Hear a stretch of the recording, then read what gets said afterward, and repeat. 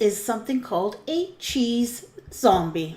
Let's see what's cooking. It's time for Yo-Yo Max 12.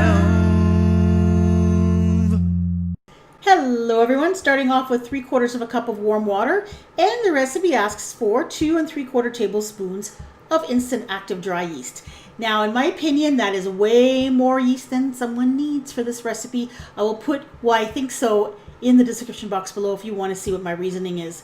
Mix that together and set it aside. Now, in a very large bowl, you're going to place 6 cups of all-purpose flour, 3/4 cup of instant non-fat dry milk powder, 7 tablespoons of sugar, and I also threw in a teaspoon of salt.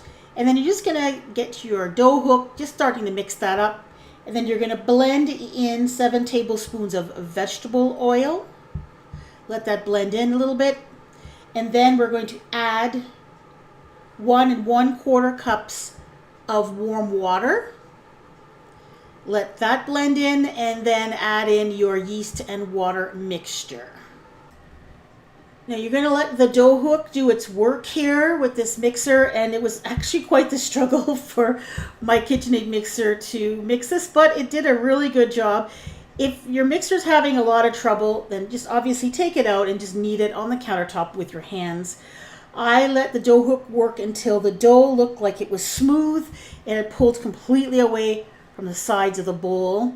And you can see kind of the texture and the stiffness of this dough when I take it off the dough hook here. You can see it's barely sticky at all. I'm touching it with my hands and my hands are not sticking. And it's not sticking to the countertop either. So you have a nice, smooth, elastic dough ball. I'm going to cut this in half. Each half is going to go to a separate bowl to rise. If you have a very large bowl, you can put that dough into one big bowl and just let it rise together. You don't have to split it if you don't want to. So I just put a little bit of oil in a bowl, put half of that dough ball in, and just gave it a couple of turns to coat it. Cover it with plastic wrap and let it sit and rise in a warm place in your kitchen. Be about 1.5 hours to 2 hours. Let it rise until double. Now that is a jelly roll pan. I think it's also called a half sheet pan.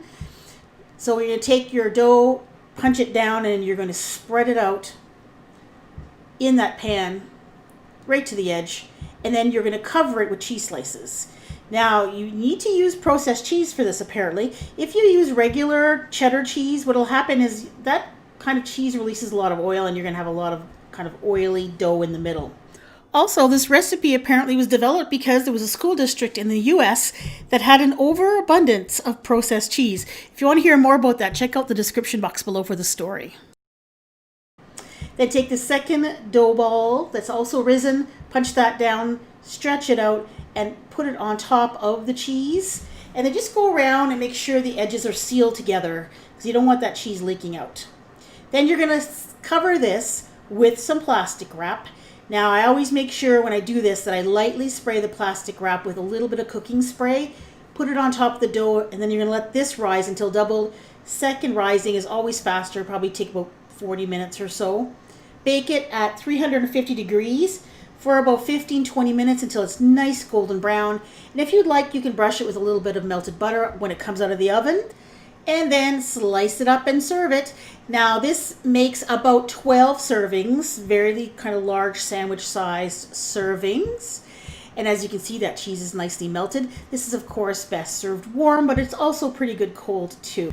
How does this taste? Well, it kind of tastes like a fluffy grilled cheese sandwich. So you have the bread with melted cheese, but it's not fried in a pan, so it's a lot fluffier. And of course, whenever you make anything with fresh bread, it's delicious. Now, of course, you can customize these any way you want. I made these again another time, and I added ham to mine. I have all sorts of fun and delicious bread recipes on my bread playlist. Click on your screen to check it out or see the link in the description box.